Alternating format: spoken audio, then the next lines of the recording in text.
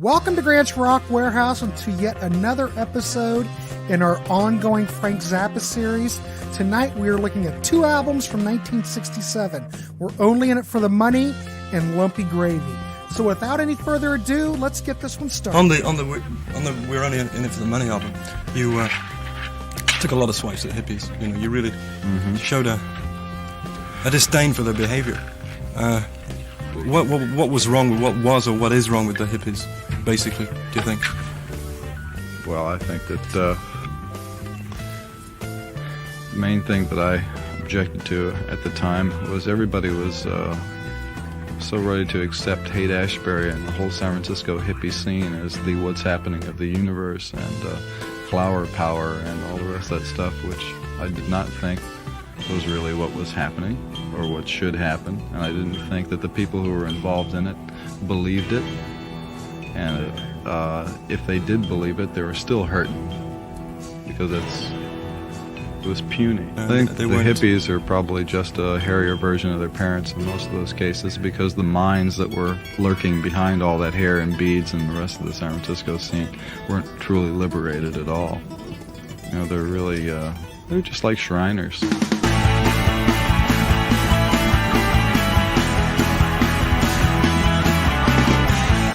Welcome to Grant's Rock Warehouse, and I want to welcome Byron Bolt and Pontus Norhammer tonight. Tonight we're doing another episode in our Frank Zappa series. Tonight we're looking at We're Only in It for the Money and Lumpy Gravy. Now, before I thought, well, which one are we going to start out with? And then Byron said, well, actually, Lumpy Gravy came out first. And I went, all right. But Lumpy Gravy is very complicated. In fact, when I was prepping for this, I was even wondering how to even really prep for it, because it's such a convoluted mess. I don't want to say it's a mess, but it really is kind of a mess. But so Pontus, how are you? Byron, how are you tonight? How is everybody? Great. We're not. Yeah, feeling fine. Going to talk some Excellent. Great music. Yeah, we are going to. I appreciate both of you coming on here tonight, and this will be fun. This is great. How should I start this out? Well, both records started out in 1967. Lumpy Gravy's a lot more convoluted because it originally started out on Capitol and it was released like on a 4-track cassette of some type, almost like an 8-track. Yep. We'll talk about it. I'll pop an image up. 8-track. Okay. And then then there was a lawsuit. And Verve said, no, Capitol, you can't put that out, even though Frank's not playing on it. He's conducting, but they still had a huff, and they ended up pulling it. And then, it came out on Verve. But I'm going to start out with Mr. Bolt first, and we'll just go around, and we'll go to Pontus and then me. You want to talk a little bit about Lumpy Gravy there, Byron? Sure. Like I said, there's 3 versions of this. Like, I'm going to find that image of that tape, so everyone hold tight. This Capitol version, which was on the 4-track, that was in August 7th, 1967, that came out, and it's really short. It's only about 21, 22 minutes. And then, like I said, the lawsuit occurred, and then Frank went back to the studio while they were working on We're Only in It for the Money and added more material to it. And that's what got released in 68, technically after We're Only in It for the Money was released. And then in 1984, he messed with it some more and redid the drums and the bass like he did on some of the other old albums. And then he added Thingfish vocals. And that album's about a minute and a half longer than the Verve version. So, like I said, there's 3 versions of this thing floating out there. Grant's got that Lumpy Money box set. I don't know if you. Yeah, I do. I got this. Show that. But this sounds there's wonderful. There's even 4 if you count the Civilization Phase 3 in 94, where he used Lumpy Gravy vocals. Yes. He used the voices. Yep. And then used Sinclair music. So there's even, the last work he worked on, among the last works he works on, was an updated version of Lumpy Gravy that was Civilization Phase 3. So it's very complicated. Yeah. Was there also some in the Mothers of Prevention, or am I thinking that Congress Shall Make No Law CD or something? One of those had more of the vocals on it too. So Yeah. Look, it's Michael Adano. Hey, Michael, how are you? Nice to see you. And no, Ernesto, you're not late. You're never late. I'm glad you guys are both here. Here, gentlemen, let me throw up that image of that. Here's what it looks like. That. I have never seen one, but I guess they were clear. You could see the tape in there and everything. I don't know. Has anybody here ever seen one of those? I have never seen it. I think there was only maybe a couple hundred copies of that made, and then it got shelved. Yeah. I wonder if there's ever been any of those on Discogs. I have looked, and no one's ever put one up for sale. All right. Well, I don't have to look that up. So anyway, yeah, go back, gentlemen. Keep going. Yeah, I've got the original Ryko disc version, which has the "We're Only in It for the Money" inside cover. I believe that was inside, and then it's got the Lumpy Gravy on the back. I used to have that years ago. Yeah. But this also has that remix on it. Yeah, that's got the 84 remix, and it has the original 4-track version. Yeah. I don't know that it has the actual Verve release on it. But no, this is not the original stereo mix. I think if you have that, you still need to have one of the CDs, I think. Wow. The original Verve mix. But anyway, we could just go on a tangent. We're already on a tangent. Yeah, I'll try not to take too much time on this, but this was really this is the first time Zappa really showed his much of his compositional skills. We got a little bit on the Absolutely Free, but we get a lot of it here. It's the original mono mix. I'm sorry. Okay. Which is what I wanted. That's what I wanted. I didn't want the stereo mix. I wanted the mono mix. But like we were saying, the 84 version, though, he replaced the drums and the bass. They added some more of the dialogue, which we'll probably get into a little later. And then there's the Thingfish vocals, which just totally seem out of place on there, but it's kind of cool. Yeah. But so like I said, the original 4-track Capital was only like 22 minutes, and it's pretty much everything on there is going to be on the Verve version that comes out later. So probably not going to talk too much about the 4-track version. It's everything on that was basically like pop jazz instrumentals and some classical compositions of Frank's. And people say that what's on there is called music concrete, which is kind of like the original sampling in some ways, where you're taking different sounds, not musicians playing the stuff, but stuff that's already recorded in various sounds and kind of mixing them all together, speeding it up, slowing it down. So there's a whole lot of that. And this album is just chaotic. It just jumps from one thing to the next. They're like little soundscapes, I guess, But I'm curious, maybe you might know this. Why was this commissioned? I don't understand. I can't find any information. Maybe it's in here. I don't know. Maybe I missed it. But why was it commissioned by Capitol Records? What was the story behind that? Well, Nick Vanette, I think, signed him to this and produced it. You probably can tell us a lot more about him. I heard he was the guy. He did a lot of Beach Boys stuff. Those early Beach Boys albums. Nick had a lot to do with those. So I think he was the person responsible for this, getting it going. It just seems odd. But think about it. Something as out there and avant-garde as this, I would call it avant-garde pretty much. Yeah. And think about it. This would be like the third record, his first solo record. I couldn't even imagine this coming out today, anything like that, or even giving Frank Zappa a shot to even produce something like this. You would have to look at it and go, there's absolutely no anything commercial here, commercial potential. There's no commercial potential.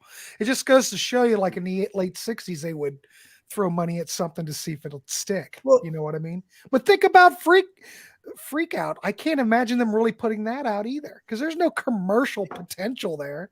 It's just Technically, when he was recording We're Only in It for the Money and Uncle Meat and the other stuff at that time, he wanted it, I guess, to be a box set called No Commercial Potential. So there you go. I mean, that's pretty much his whole career is no commercial potential. Yeah. So Yeah, I don't have a whole lot more to say about this. well, Some of this, but some of the stuff that he wrote in here though are other songs that he had previously written, or you're going to hear in other albums. Because this thing, it's got like it starts out with some orchestral stuff, but it breaks into "Oh No," which he records again later, and that's on here 2 or 3 different spots. There's that's how the Capitol version starts out, I should say. But go back to my notes here. Actually, it starts out it's called the theme from Lumpy Gravy, which is actually Buona Dick from the Fillmore live album. And I mean, there's stuff in here that sounds like Warner Brothers cartoon music too. You ever guys listen to any of that? I've got like one of those CDs of I've got one of those CDs of Warner Brothers cartoon music. Yeah. So then, like you said, it goes from stuff like oh no to classical stuff to this dialogue, and the dialogue was people. They'd stuck a microphone in the grand piano in the studio next to the strings, and people would put their head in there and talk to get this certain sound. Mm-hmm. And they're just talking nonsense about pigs and ponies and smoke and boogeyman. It just crazy stuff.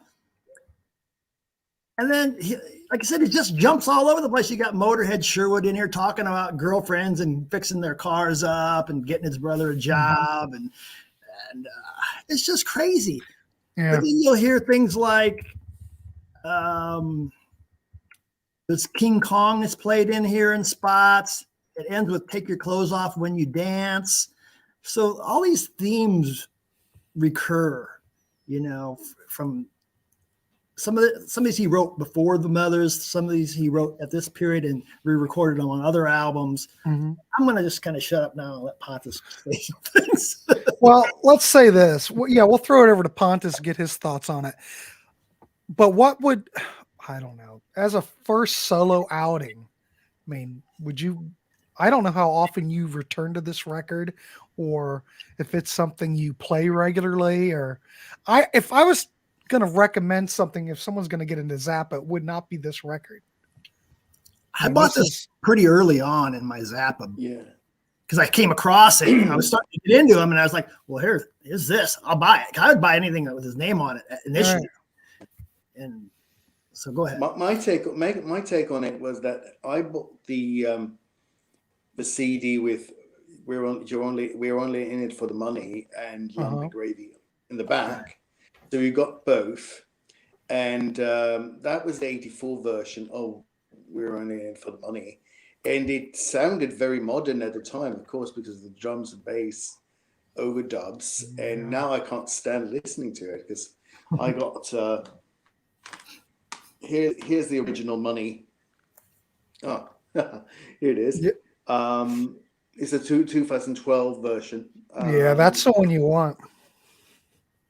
That's the stereo version. That's the they saved that tape. And when it comes to Lumpy Gravy, I love that record. I think it's the ultimate freak out. I mean, it's Freak Out Part 2 in a sense that it's just all over the place, as you say, because it has those orchestral versions, orchestral music that he recorded with Nick Vennett, and then he added the dialogue. He added pieces from Studio C. He added things that he had worked on earlier. I listened to this orchestral stuff, and there's even a pound for a brown on a bus hidden away in that. And there's King Kong, called Gum Ho, or something like that. Float, foamy smoothly, or something like that. He very much edited together that it was like going from one thing to the next. So you're sort of having this film in sound, which is going everywhere and nowhere, and it's truly what he was up to when it comes to this freak out. It's like, here is the son of Monster Magnet part. This is how he wanted that to end, and it succeeds because it's so fragmented and so structured that you actually, and it's very short. It's 30 minutes, and I don't think it would last any longer. If he had stretched out to 40 minutes, it would be unbearable. But for 50 minutes stretch, it works. And I truly love that album. I truly think that is Frank Zappa in 1967. That is what he is at that time. He took that opportunity and really worked with it. And as it says on those records, it says, is this a phase one of We're Only in It for the Money? And it says, is this phase two of We're Only Lumpy Gravy. Yeah, I think he said, yeah, albums are very connected. Yeah. Well, they were There's all even, recorded around the same time. Yeah. And actually, if you listen close to We're Only in It for the Money, there is a section where the record skips, and you get a piece from Lumpy Gravy in the middle of intentional skips. yeah, there's an intentional skip, and you get some of the orchestral music, and then you go back to Mother People, I guess. Yeah. But and that is just interesting, because it's just him going, he seems to be working that way, that and there is this first notion of the big note thing, that he had this concept he had, that there was a big note and you had to find that, and it's all conceptual community and all that continuity, and it's a fascinating record, and it's a very avant-garde record. Yeah, it's a very sort of weird and wonderful stretch of stream of consciousness almost. but you don't like the remix with the re-recorded drums and bass, correct? No, Is that what you I said? don't. It's hard for me to listen to it. Yeah. Well, it's interesting. How do you feel about that? Because of the Thingfish vocals. So I like at least to check out the beginning where they have the Thingfish vocals, and I think there's a little bit on side too, just because it's, wow, this is completely different. But yeah, I don't listen to it much.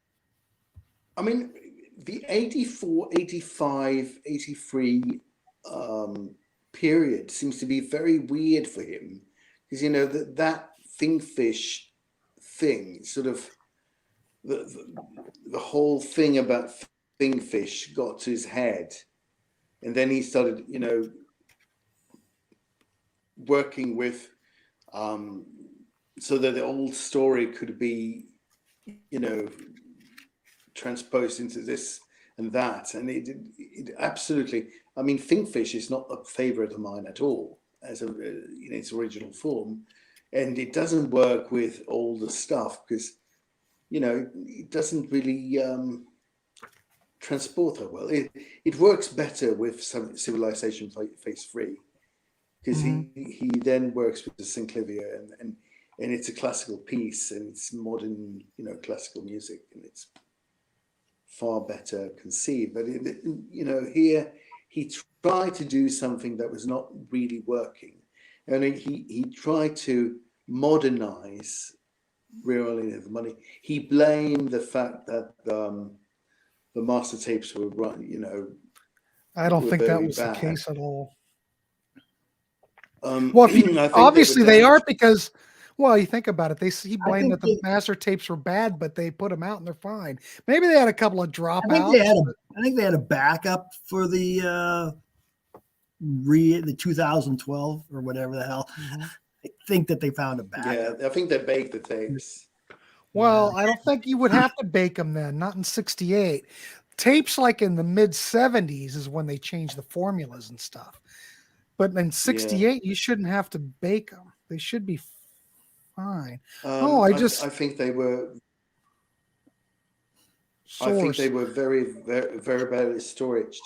So that was a bad case of that. Yeah, But who knows who knows how Verve stored them back then? I have no idea. But the 68 mono mix, it says here in this is not a fold down mix from stereo to mono. This is a separate discrete mono mix created by Frank Zappa and Dick Kunk, K-U-N-K in 1968. Yeah.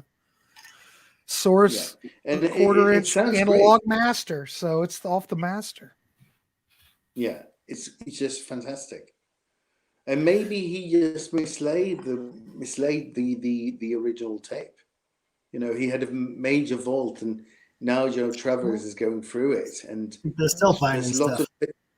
There's still he's still he says that he found boxes that had no names on them, in they weren't marked. So what God knows what's in there, and but I prefer the 68 versions, and I mean the Lumpy Money or the Lumpy Money box set that you had there is a fantastic box set, but because you get the 1967 recording of the original orchestral recordings, and you get some outtakes from there.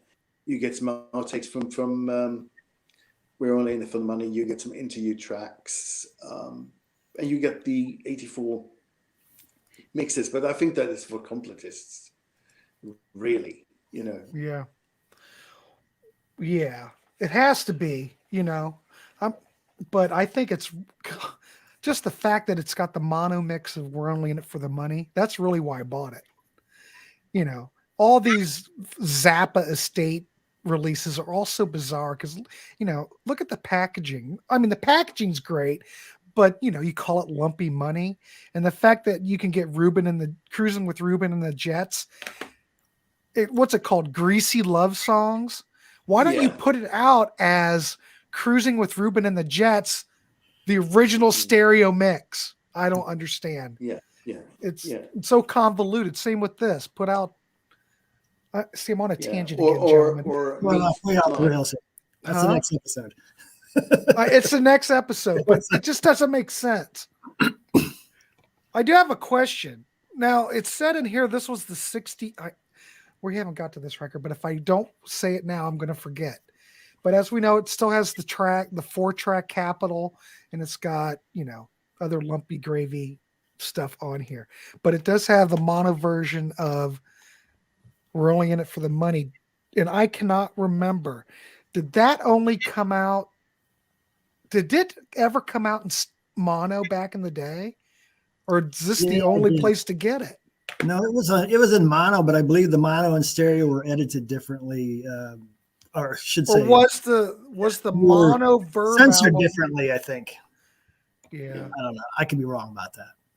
That there were plenty of There's a Canadian version that has different censors, and there's the English version that has different edits, and some were done by Frank and some were done by Verve themselves.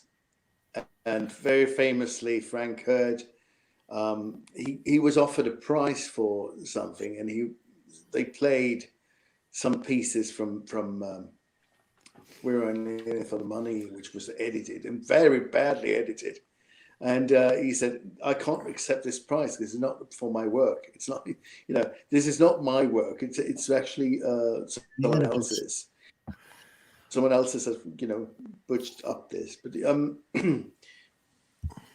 it would be interesting. I mean, if they want, what you want to know really is that what was Frank's intention, because it also says in the liner notes there that before he knew about Sgt. Pepper, he worked on a different album, and that's a bit tempting to know what was that supposed to be.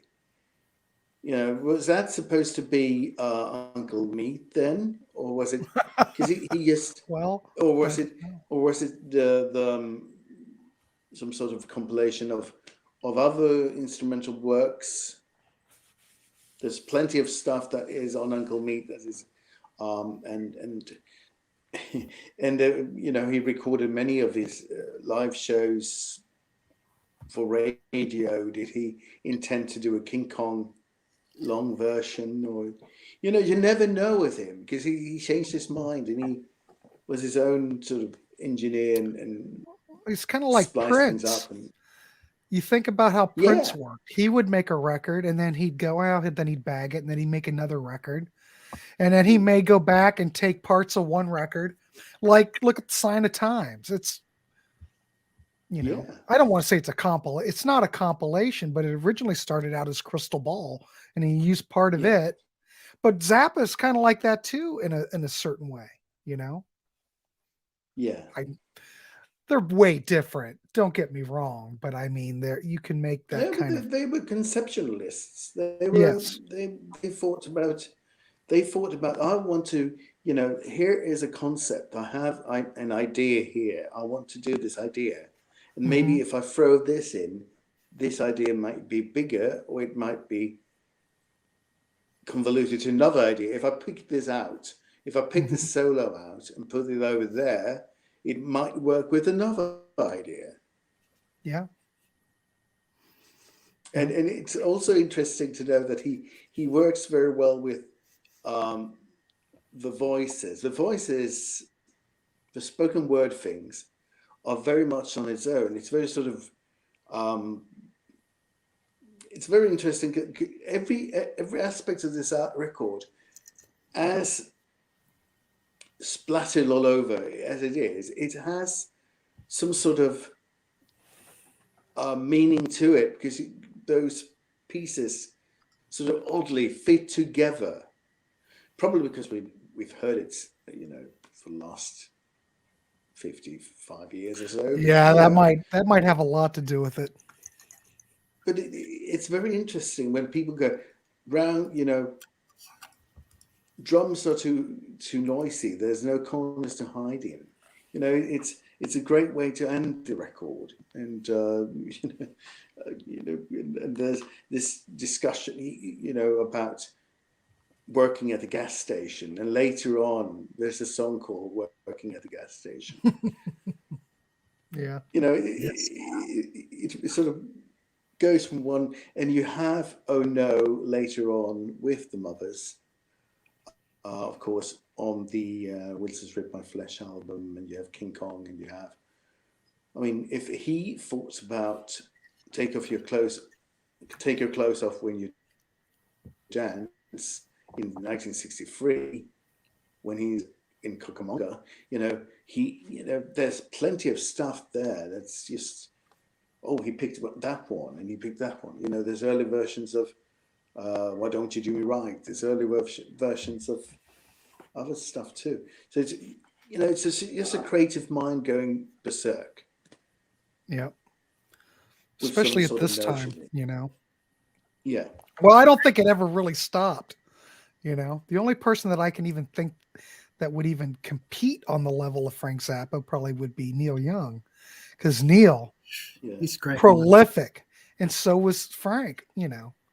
Especially here, think about it. You're produced both Lumpy Gravy and We're Only In It For The Money, pretty much at the same time.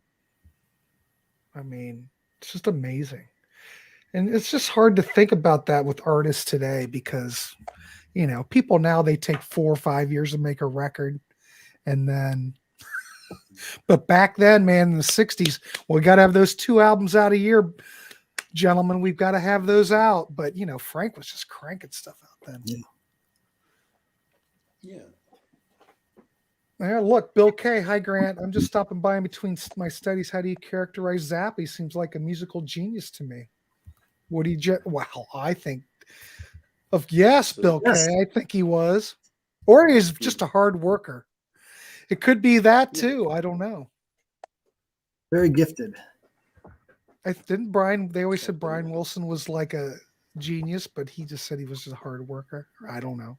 Someone said that. I think it was Brian Wilson.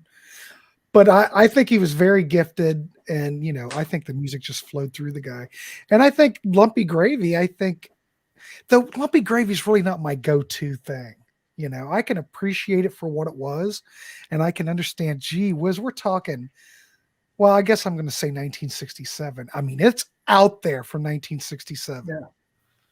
Yeah. And just the fact that it got the green light to be produced, I just think it's amazing. I mean, it's a fun listen. It's a soundscape. The Capitol version wasn't that far out there. It was a little out there as far as some of the avant-garde composing, but the Verve version where he starts adding all these dialogues, it's just like, what the hell is going on here? That's totally out there.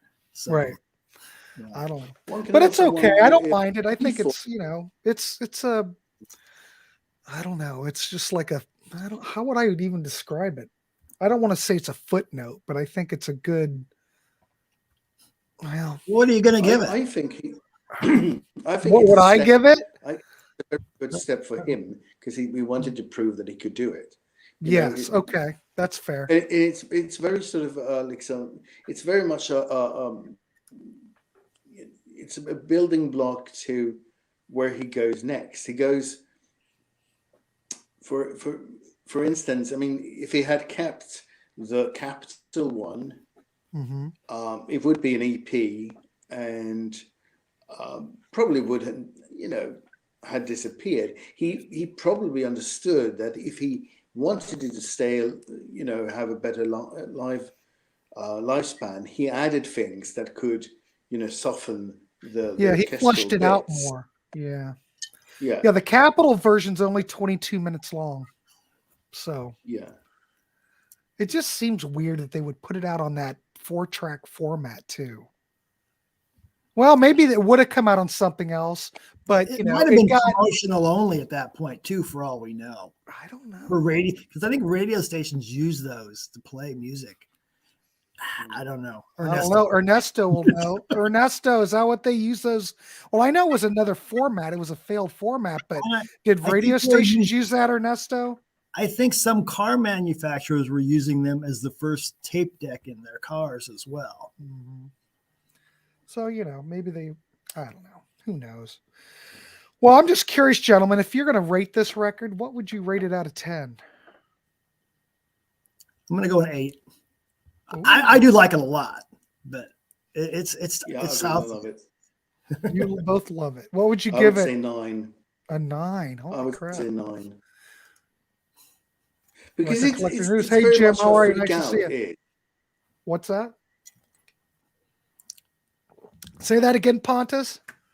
I can say it again. To me, it's a freak out. It's really what a freak out is about, more than the 1966 album. It's really weird. It's really sort of a trip by someone who doesn't take drugs. It's just mind. Well, you know, it's mind. Well, it is. It's mind expanding in a sense. You know, it's just have a go with it, and I love it. All right. I mean, I don't know. I'm afraid to give it. I don't know. I'd probably give it a 7. Like I said, it's not my go-to.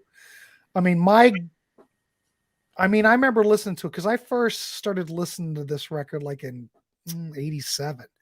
And I was just totally captivated with all those original Mothers records, which I think are absolutely all brilliant. Brilliant. Yeah. I'll go on record. That's the best thing he ever did. I hate to, I'll probably piss off people, but I think all the Mothers stuff is brilliant. I mean, his solo stuff's okay, but not like the Mothers stuff. So anyway, I've said that over and over again. So I think I'd be comfortable to give Lumpy Gravy a 7. I mean, it's not like the next record, which I think, well, like I said, it's absolutely wonderful. So let's talk a little bit about We're Only in It for the Money, that came out in 1967 as well. There you go. And that's the 2012 version. Yeah, that's the 2012 version. And here's another controversial thing. What is the right cover go ahead. for this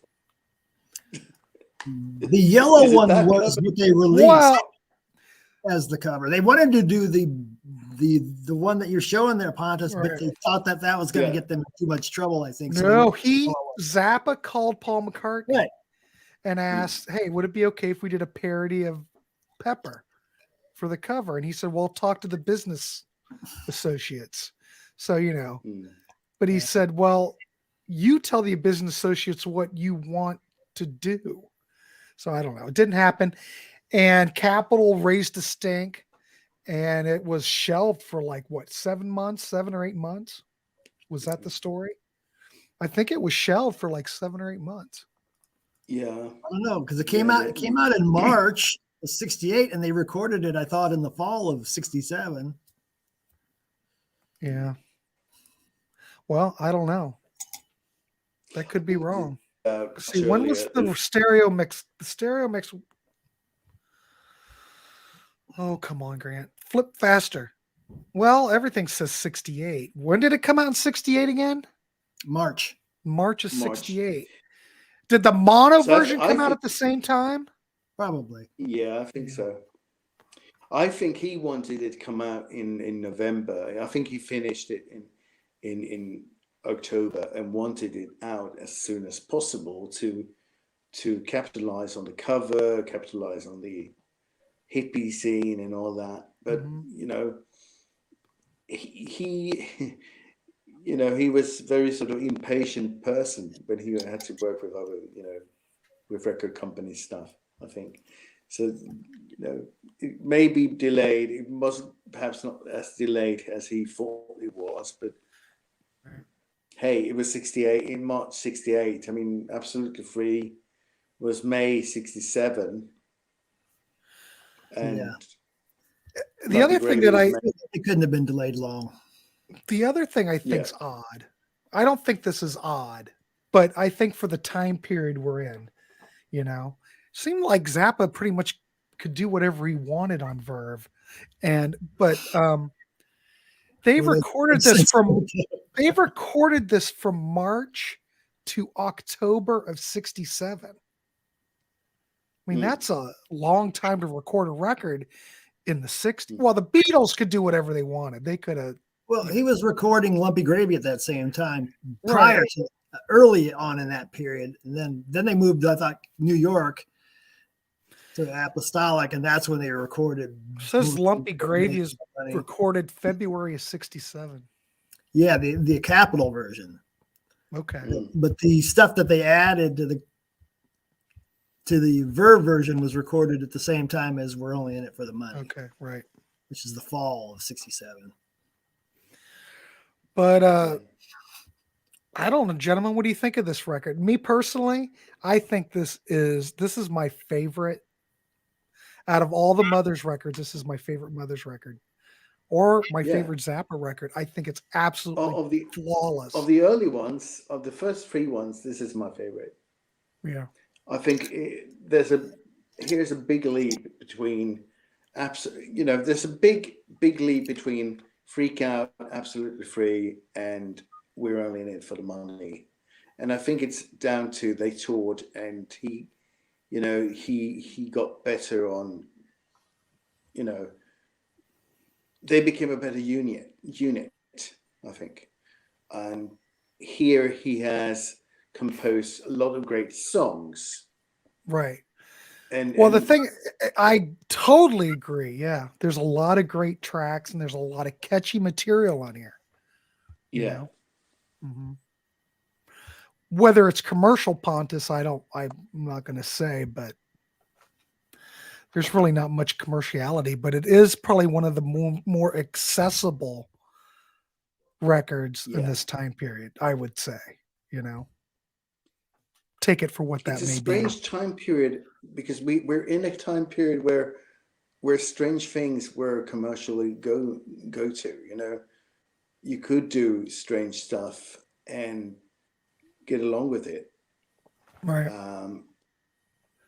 And it made a mark. I mean, still it's one of those albums that people talk about as a great album. One thing is really interesting because the idea of Zappa, at least in Europe, I think, came across in 1967 with this poster where he was sitting on the toilet. And there was, he did a tour and there was Freak Out and there was the truncated Freak Out and the Absolutely Free album. And this was sort of the album where it was all Zappa singing. It was all Zappa present. So it was like, here is Frank Zappa and the Mothers of Invention. And here is what the band can do.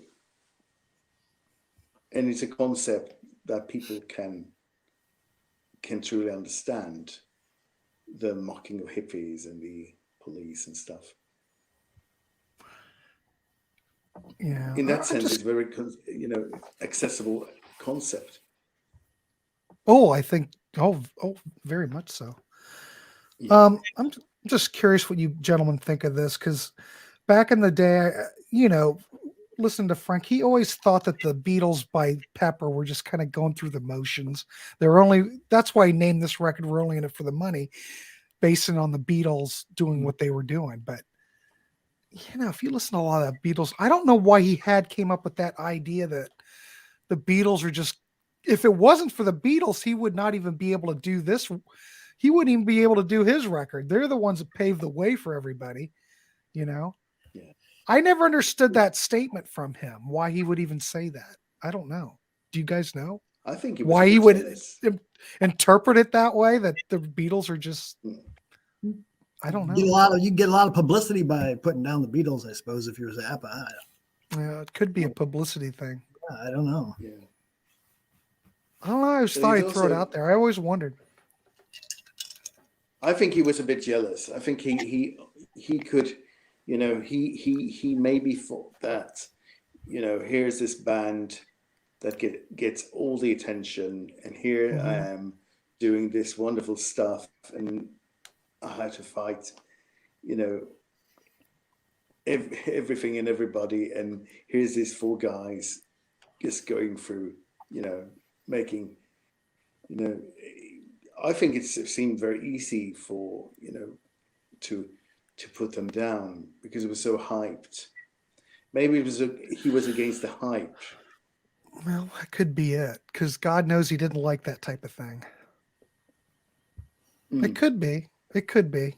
There must be a reason, but I don't know. I don't think it's. So overall, are there any particular tracks on here? I mean, is there anything you guys want to discuss as far as the track listings or anything? I mean, I think. The album was really.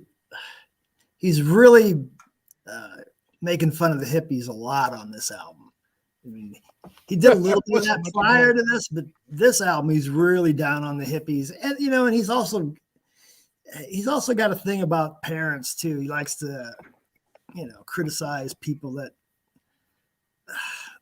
they're not really parents. I don't know how to describe it, but he's just kind of down on a lot of the way people parent their kids in those days.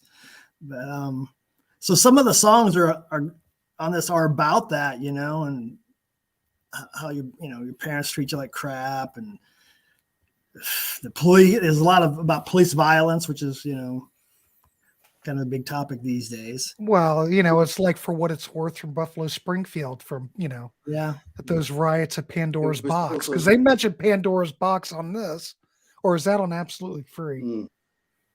I can't remember. I like both of those records so much that I get them confused. But I do think it's an experiment on the people theme from Absolutely Free. I mean, he talks about plastic people, and then he talks about mums and dads. That doesn't. Did you ever see your daughter drink? Did you ever see your, plastic mum and dad? Right. So Jim, you met Frank twice, and the first time at his house for 2 hours, and it did not end well. Well. Trouble Coming was about the Watts riots. Yeah, on the first album. Yeah, but this album was heavily censored too, depending on which version you had, and the '84 version though was not censored, but it did have all the new drums and bass playing on it. So it's kind of cool to have it because you get to hear it uncensored, but it's a double-edged sword. You got to sit through the new drums and the bass. So take it for what it is. Well, I do have on Mother People, it's got the version on what was the comp that came out in '69? Mother Mania, and it's not censored, right? Yeah. You remember when he was on the Monkees and he and Mike Nesmith traded places, and he was beating the car with the chain, and they were playing Mother People during that whole sequence. Right. The Monkees were, and you ever see the movie Head, where Frank Zappa's walking a cow through and Davy's talking to him? Oh, it's great, freaking great movie. But I don't know. In an hour to talk about these records, I swear to God, it's awfully hard to really discuss these records. I thought it was a lot easier to discuss Absolutely Free and Freak Out, but God, they're just so complicated. Yeah. There's a lot of songs on it, like almost 20 songs, and a lot of them are short, and they're all over the place. But I mean, I got some notes here where it starts out with the kind of this collage, and is it Gary Kellgren, who's like, I don't know if he's the engineer. He's like whispering throughout this album about how he hates the album and, wants to erase the tapes. And then there's like Who Needs the Peace Corps, where he's making fun of hippies, and Concentration Moon. Well, that's a lot about police violence. Mom and Dad, like Pontus was talking about, how it's talking about parents that aren't very good. Bowtie Daddy is kind of a vaudeville sounding track. Harry, You're a Beast, which is kind of misogynistic. Was there ever that whole Don't Come In Me part? Is there ever, I don't know. There's like I said, this whole era is just a mess. The '84 version, that's, I think, forward, but I think it's in reverse on the censored version. Right. That's right.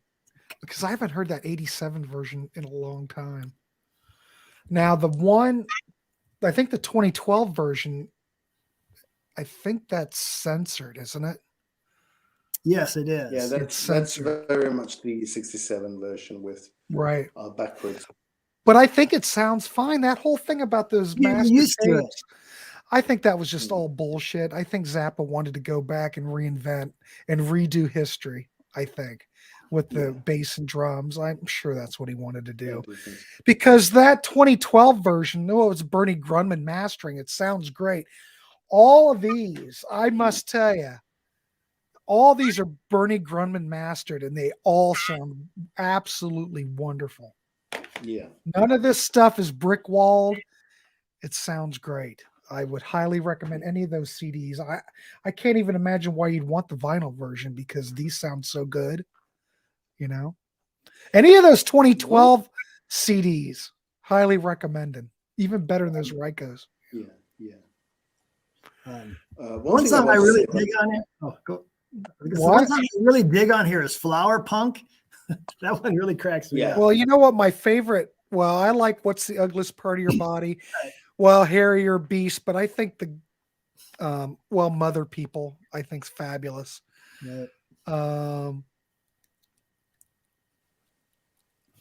One thing that adds to the fun is it's hard. I think the best song's "Let's Make the Water Turn Black," and that is a true story. Right. Go ahead, Pontus. Go ahead, Pontus. Sorry. Yeah, I one thing I think about this album is that the way he used very speed to make those voices sound like chipmunks, just to make a comic effect, like in Flower Punk, "Leave my nose alone, please," and all that stuff. Yeah, that's Roy Estrada there, I think, talking. He's got that Hispanic accent. Yeah, Roy Collins is not on this album. We haven't really talked about who's on it because Roy is not in the band at this point. And but he comes back for the next one. They added Ian Underwood, is here, and Motorhead Sherwood to this. I don't know that Motorhead played much, but he was more for entertainment, I guess. He was just kind of a funny guy, I think, mostly. I don't think he played very well. But he was all over that Lumpy Gravy we were talking about too earlier. Yeah. So. Yeah. And then there's a phone call on here where this, it's another reoccurrence of Susie Cream Cheese. So there's some more conceptual continuity. Isn't Susie on Uncle Me too? Yeah, I think so. And she's on the first two as well. Yeah. I'm sorry. Yeah. And you have, I mean, if the classical music in the end is an homage to Lumpy Gravy, that telephone thing is very much Lumpy Gravy, really. So it works. He had a set of mind there.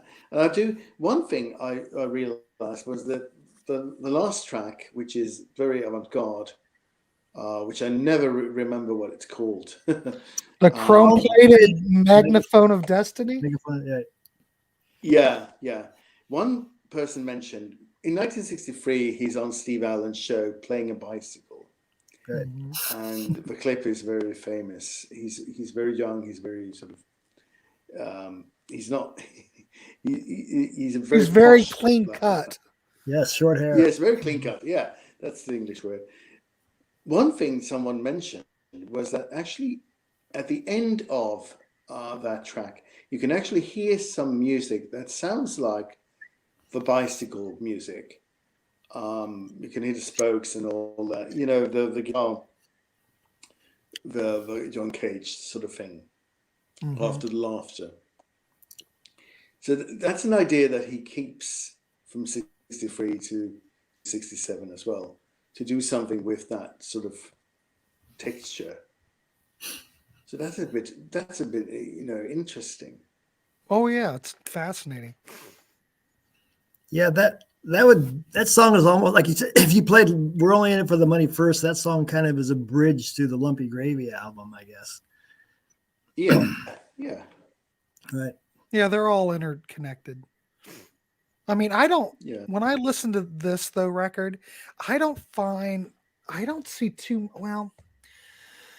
I almost look like Absolutely Free in this record really can go along. They're almost like this to me. They're almost interchangeable. When I look at Freak Out and I look at Absolutely Free, I can definitely see a progression. I don't see so much of a regression here. I just see that there's probably, this record I'm going to say is a lot more complex. The songwriting is still very similar that was on Absolutely Free, but the editing, the way he comes up with the concept of all this, how do I even want to call it? I can't even imagine how they even edited this. It just must have been. Everything segues on this album. It all segues with the needle skips, like you had mentioned, Pontus. It's absolutely brilliant. Snorting that they do. I don't think they had that on the previous albums. All the snorting that they do, and then the Gary Kellgren whispering in between songs. The sound effects that they use, everything just leads into the next song. What do you think? Let me throw this out because I really like this album a lot. had he ever produced anything after this that was actually, this to me seems like a, I don't want to say magnum opus. I'm not trying to, I don't mean that, but Uncle Meat has a lot going on, but I don't think anything was conceptualized as much as this record. I mean, I almost, the whole thing about the parents and hating your parents and the police, it's almost like its own concept album, I don't think they ever really mentioned this as being much of a concept album, but I don't know what, it's hard for me to even talk about this record. It's just so it's great. a political album. If there's it's your a political, there's my concept. Yeah. But there is other concept albums like Cruising for Ruben and the Jets has this concept of going back into the doo-wop thing. And you have Uncle Meat, which is, first of all, it's a music to a film that was never released at the time. Right. And it was very much a chamber rock album. So it's very, very strange that he goes from this garage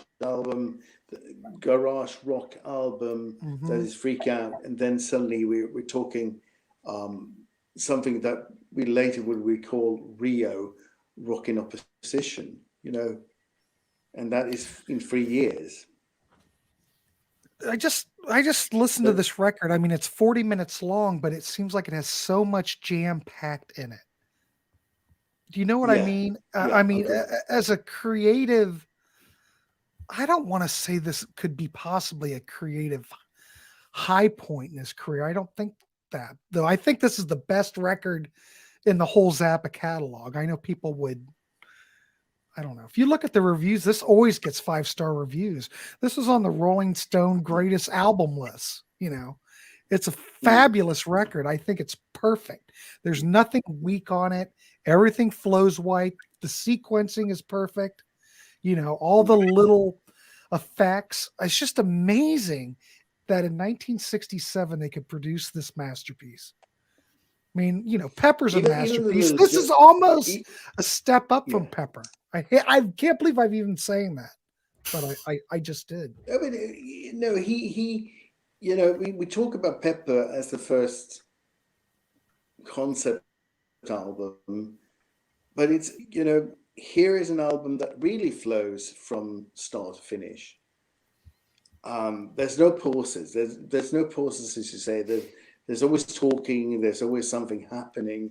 Even on Absolutely Free, there's very little space between songs. There's suites of songs. There's and he liked that. He found that. He wanted to have that toe tapping thing. And he was very good with his razor, so he could really. Yeah, he was a hell of an editor. Yeah, absolutely.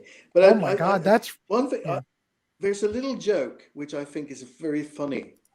On the cover, there is Jimi Hendrix. He's actually on the cover of this, and as you know, Third Stone from the Sun, there is this talking bit where he says, "There's Jimmy. You'll never hear surf music again." And on the first track on side 2, which is electronic collage thing, it ends with a few seconds of surf music. And then you have to skip. And that's a joke with Jimi Hendrix, I guess. That you just, here's your surf music. And I love surf music. I wonder if that was intentional that he put that on there like that in reference to Hendrix. I don't know. I think it was because they were friends. They knew each other. And he's on the cover. And also he had Clapton going in and say, Are you hung up? It's a very sort of statement. Are you hung up? If you're hippie, you're very hung up.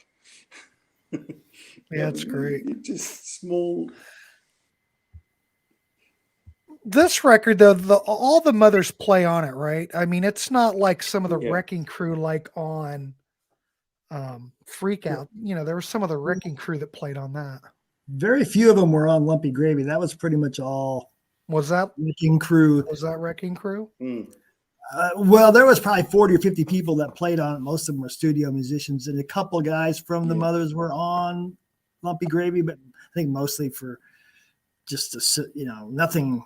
I think maybe some vocals they were saying, but not much for playing. But we're only in it for the money. That's the Mothers playing on that, correct? Yeah, that's some others. Yeah, so I don't know. I don't know if they had more clout. None of these records sold. I just find it amazing how much freedom Frank Zappa had at this point, Kept putting stuff out, Well, they weren't making much money according to Jimmy Carl Black. So. Well, I don't think they ever made any money ever. I think the only reason Frank was able to survive, he just kept putting records out, I don't know. It's amazing how they were able to do it. I mean, I just find all of this era, that late I find it all just fascinating, It's also fascinating that he had all these music in his head. He wanted to, you have, as you said before, he had these concepts of being, all right, we have these records, but we can put it in a box altogether, like no commercial potential, or we can put it out separately, or we can cut them up differently and put it back on and back and forth. So I mean, the albums could have ended up the other way around. Yeah, he had talked about he could rearrange it any way he wanted, really. Yeah. Yeah, he could take all these edits and it would still work because all the tracks are related. Brilliant. Absolutely brilliant, And I don't know if there are any other from the Zappa catalog quite like this in this concept. That's what I do find brilliant. You could take it and rearrange it however you want and it's still going to work. Though I've never rearranged it, but I believe it would work. Brilliant. Absolutely brilliant. I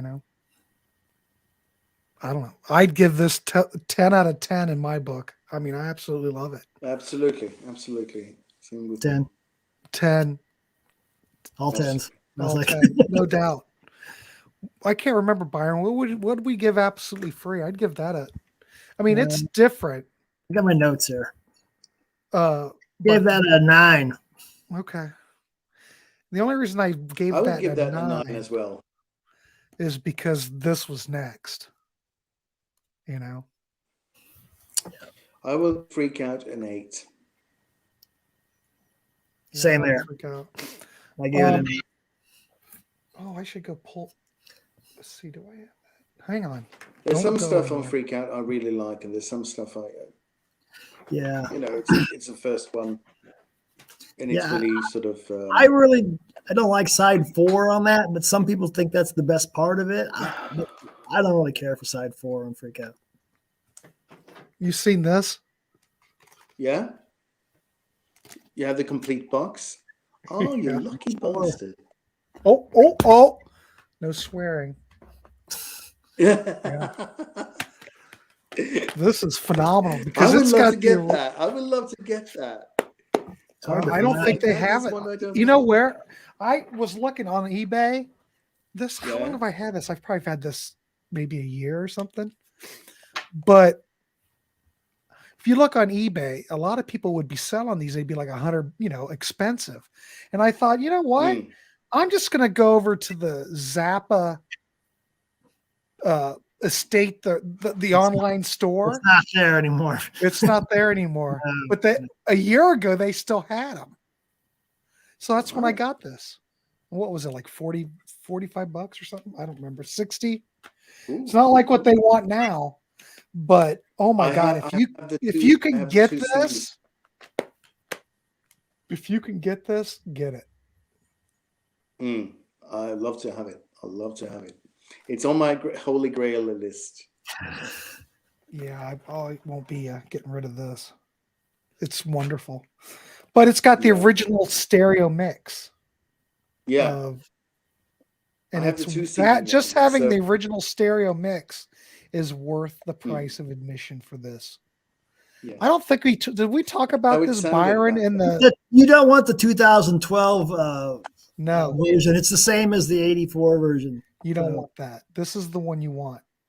Well, if you're a Yeah. completist and Yeah. you like original mixes from the Zappa catalog, you know.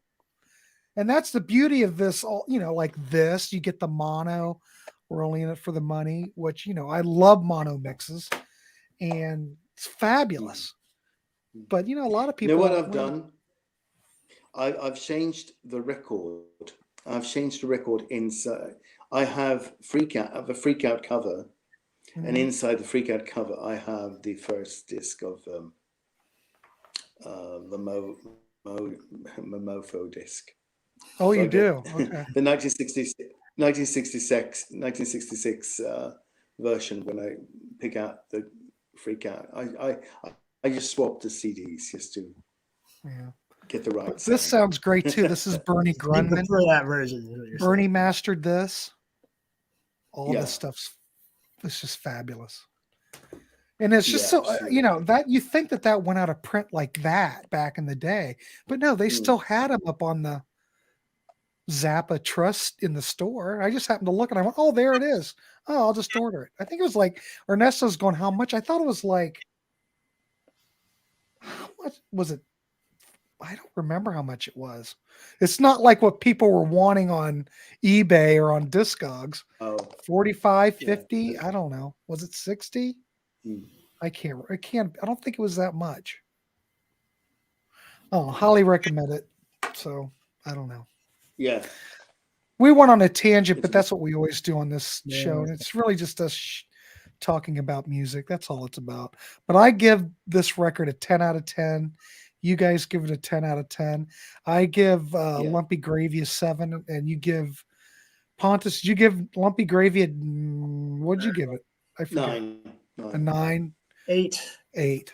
So, Average at 8. I don't know. We were kind of all over tonight with our chat. So I don't know if any of it makes sense, so but it's- it sure is fun just talking about Zappa. What? Go What's that? listen to it, people. Go listen to them because we can't do them justice Go talking get about. these. Well, the thing is, I would say if you're going to start out anywhere, I think we're only in it for the money is the perfect one to start out with. If you want to start out, because it's both conceptual, it's creative, but then the songs are so good that they're accessible, yet it's experimental. And it's not none of the songs on here. Now, if you look at some of that later Zappa stuff, everybody knows he gets kind of, I don't know, childish or kind of immature sounding. None of this stuff, none of the Mother stuff to me comes off that way. No. I would start with this one. I would Then I'd start go- with this. Then I'd go to Absolutely Free, then Freak Out, Marco gives our episode a 10 out of 10. Thanks, whatever Marco. after that. Thank you. There you go. Yeah, we were kind of all over the place, but basically in this show, it's just 3 guys here talking Zappa. Absolutely. And like I said in the beginning, it's really hard. Like Lumpy Gravy is such a mess. How do you even look at it as it's just like a collection of fragments, It's a glass. Grand Wazoo, Hot Rats. Yeah, those I've got those. I've got the I think I have the 2012 CDs. I've got some of the Rykos. And I got the Waka Waka. You got that? Wazoo box set. Oh, yeah. I listened to that recently. It's good. I don't have that. There's so much stuff. Whenever I go out into the whenever too I go much. out into the wild and peruse the bins, I always go look and see if there's any Zappa stuff. Because if it's a used one and it's cheap, Right. I'll still get a Ryko. That's fine. Mm. I mean, I don't want anything that's remixed. But Mm. some of those Rykos are good. I think that they really nailed it with the 2012 CDs. Absolutely. Oh, well, there you go. Ernesto says, I think you guys did a good job explaining Zappa to no Zappa people. Well, I don't know. Thank you. Maybe. Thanks. We try. I just think this stuff is fabulous. The whole Mothers, anything on the Mothers Invention, absolutely buy it. I don't know. There was this saying, I think it was Gail Zappa who said there's very few ex-Zappa fans. Once you go down this rabbit hole, Right. there's there's so much good stuff. I think many Prince fans thinks the same way. I mean, if you go down that hole, Prince is not necessarily, because I think a lot of people, if you like Dirty Mind, you like Controversy, you like Purple Rain, 1990, that era. I like that era when he was using the Linn drum and he was doing everything in himself. Then once he started using a big band, some people like that stuff, but I think he was most creative is like in the early 80s. Everything up until I like Parade and Sign of Times. Love Sexy's all right. The Black Album's great. All that stuff I think's great.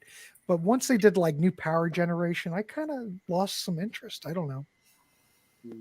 But some people might be that. Some people might be fanatic Prince fans. I just think all of his earlier work's brilliant, just like Zappa. Yeah, all this Mother stuff, I think. I mean, it's like Neil Young. It's a rabbit hole that you can disappear in and find yourself with a lot of records that you never thought you would have. There's always different roads to take. Well, I'm just curious. Go ahead, Pontus. Sorry. Yeah, so if you're curious, you're going to find lots and lots of stuff. And there's live shows, and there's, and then you start with the bootlegs, and then you read very deeply in. Okay, guys, it was really good talking to you. It was fun. 3 o'clock here, so. All right. Well, Pontus, thanks for coming on. Byron, thank you for coming on. It's probably past his bedtime. What time is it? Yeah, what time is it? Where you're at? Yeah, it's probably 3 o'clock in the morning here. 3 o'clock in the morning. This just goes to tell you how dedicated Pontus is. Get it, man. All right, this says good show. All right, to you. It was fun. We'll do it again. That. I want to thank both of you for coming on. Absolutely. I want to thank everybody showing up in the chat, leaving comments. Please leave a thumbs up before we turn off this stream, or you can leave a thumbs up and it's going to be up there. I'm going to leave it up there forever. So anyway, on behalf of Pontus and Byron, I want to wish everybody good night and thanks again, and go get these records if you haven't gotten them. Though I think a lot of the people already on here already have it. Ernest, what is it? Pontus, we got to start filming at a good time for you. That's right. That's what Marco says. Yeah, well, we try. We can do that. We can go on Pontus time and shoot something. All right, everybody. We'll see you and have a good night.